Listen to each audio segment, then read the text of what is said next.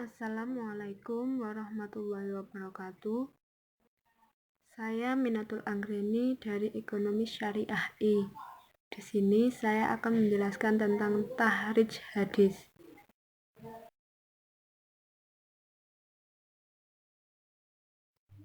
Yang pertama, kita akan membahas tentang urgensi tahrij hadis. Untuk mengetahui bagaimana asal-usul hadis yang akan diteliti itu, maka kegiatan tahrij itu perlu dilakukan terlebih dahulu. Dengan demikian, tahrij hadis sangat diperlukan, yaitu untuk melacak bagaimana sanad dan matan hadis dalam kitab sumber. Selanjutnya, kita akan membahas tentang perkembangan tahrij hadis. Yang pertama, pengertian tahrij. Tahrij merupakan derivasi dari kata khoroja yang berarti keluar, atau kebalikan dari kata dukul yang bermakna masuk. Yang kedua, yaitu pengertian hadis. Hadis dalam terminologi dinyatakan sebagai segala sesuatu yang disandarkan atau diasosiasikan kepada Rasulullah, baik penyandaran itu valid ataupun tidak valid. Dalam prakteknya, hadis juga berlaku pada asosiasi ucapan dan perbuatan kepada sahabat dan tabi'in. Kita perlu menggarisbawahi ungkapan segala sesuatu yang disandarkan atau diasosiasikan. Sebagai sebuah asosiasi, kita tidak mengkaji dan meneliti isi, substansi, dan materi dari ungkapan, perbuatan, dan penetapan Rasulullah. Tetapi, apakah sesuatu yang diasosiasikan kepada Rasulullah itu benar-benar dikatakan atau dilakukan atau ditetapkan oleh beliau? Yang menjadi aksioma kita adalah bahwa tidak semua asosiasi itu valid, bukan semata dalam kajian hadis.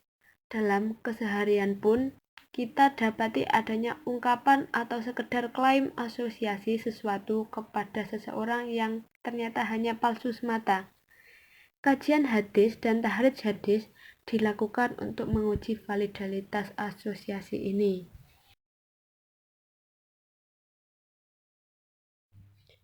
Selanjutnya, kita akan membahas tentang metode tahrij hadis. Ada 5 cara atau metode yang digunakan untuk menahrij hadis. Yang pertama, metode indeks nama sahabatnya. Metode ini digunakan ketika nama perawi sahabatnya diketahui. Pengguna metode ini harus meyakini terlebih dahulu sosok sahabat yang meriwayatkan hadis yang akan ditahrij, untuk kemudian melakukan penelusuran hadis pada buku atau literatur yang metodologi penulisan hadisnya berdasarkan urutan nama-nama sahabat. Metode ini berlaku pada kitab-kitab musnad, mu'jaim, dan atrof. Yang kedua, metode kata pertama dalam matan. Metode ini digunakan ketika kita mengetahui dengan pasti ungkapan awal dari matan hadis.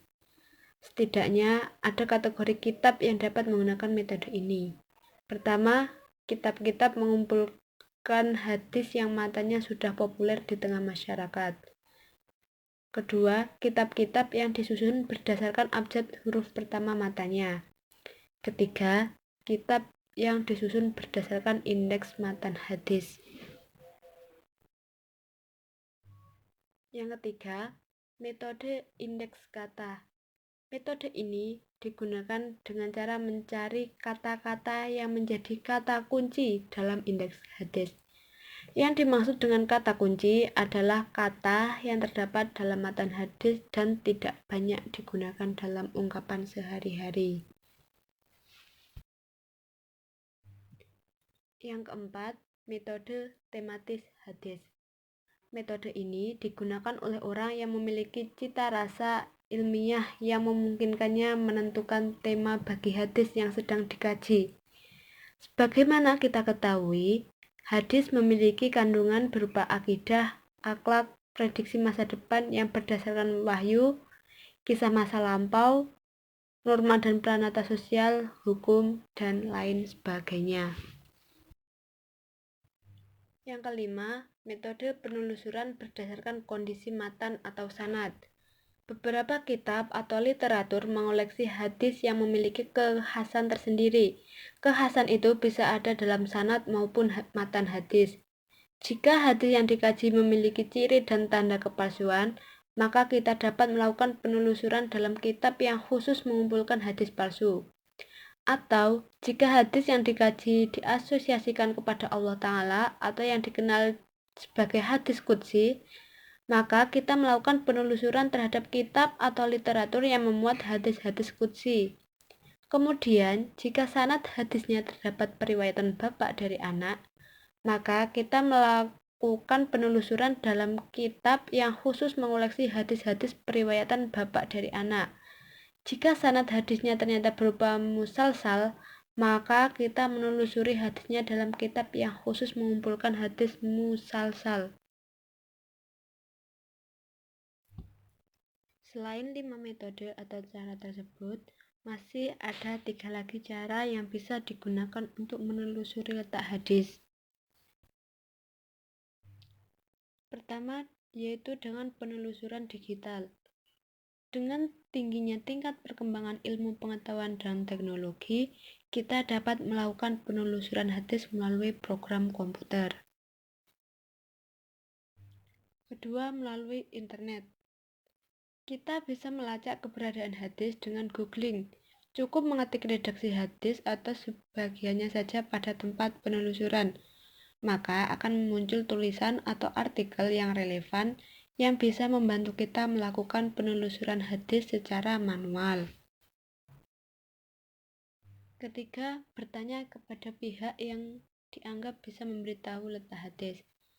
Cara terakhir adalah dengan bertanya kepada guru dan pakar hadis secara langsung.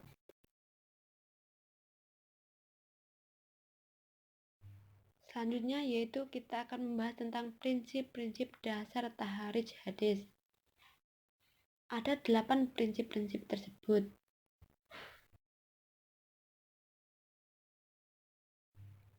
Pertama, tahrij bersifat mandiri atau istiqlal.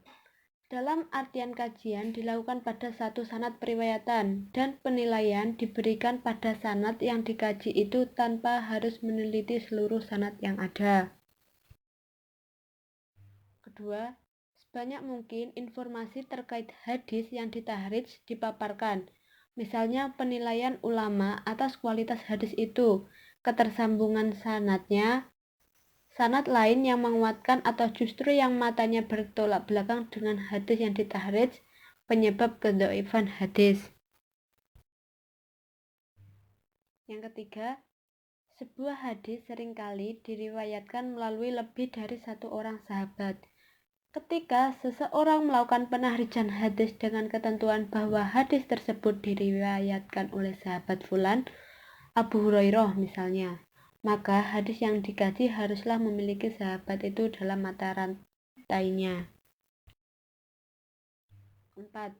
Dalam penahrijan perlu diperhatikan substansi matan hadis, variasi redaksional matan, kajian atas sanad berupa biografi beserta kualitas para perawi, kajian atas kata-kata yang unik dan tidak lumrah, kajian waktu dan tempat terhadap masing-masing perawi sebagai alat bantu penelusuran ketersambungan sanad, dan keunikan sihah al-ada atau ungkapan masing-masing perawi dalam sanad ketika meriwayatkan hadis.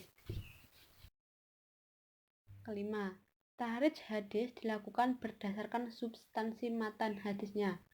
Dalam arti, kita mungkin akan mendapati beberapa sanad hadis yang substansi maknanya sesuai dengan yang kita kaji, sementara redaksional matanya berbeda atau sebagian ada yang matanya diringkas.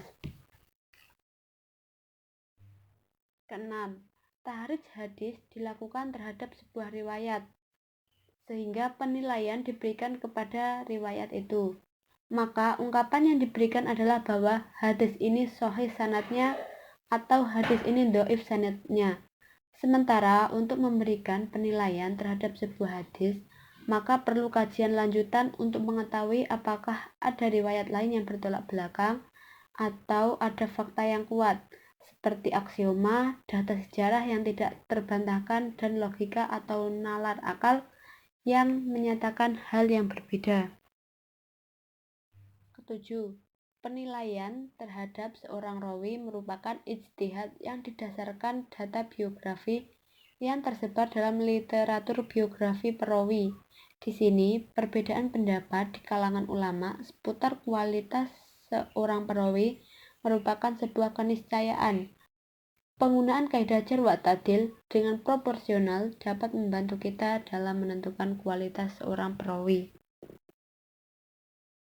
Kedelapan, standar masing-masing ulama jar wa ta'dil dalam menilai seorang perawi berbeda, sehingga perlu menelusuri lebih jauh ketika terjadi perbedaan pendapat terkait kualitas seorang perawi. Seseorang mungkin dinilai dhaif oleh seorang ulama yang memiliki standar tinggi, sementara bagi yang lain ia dinilai shikoh. Dengan melakukan kajian lanjutan, kita dapati penjelasan alasan seseorang didhaifkan untuk kemudian dikaji apakah alasan itu sudah tepat atau tidak.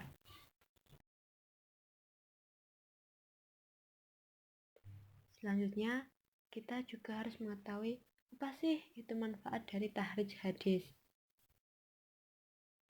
Manfaat yang pertama yaitu harus diketahui letak hadis yang dikaji pada sumber-sumber primer. Yang kedua, diketahui apakah asosiasi, ungkapan, atau perbuatan yang dinyatakan sebagai sebuah hadis itu benar-benar merupakan sebuah hadis atau bukan. Yang ketiga, diketahui bagaimana sih kualitas dari hadis tersebut. Yang terakhir, dengan membandingkan riwayat-riwayat yang ada, akan diketahui arti kata yang asing atau ghoribah, kondisi yang melatar belakangi disabdakannya hadis, kondisi para perawi hadis, adanya kemungkinan hadis itu direvisi atau merevisi hadis lain, mendapat ketersambungan pada sanad yang terjadi keputusan, dan meningkatkan kualitas sanad dengan adanya dukungan berupa sanad-sanad lainnya. Cukup sekian yang dapat saya sampaikan, dan jika ada kurang lebihnya, saya mohon maaf yang sebesar-besarnya. Wassalamualaikum warahmatullahi wabarakatuh.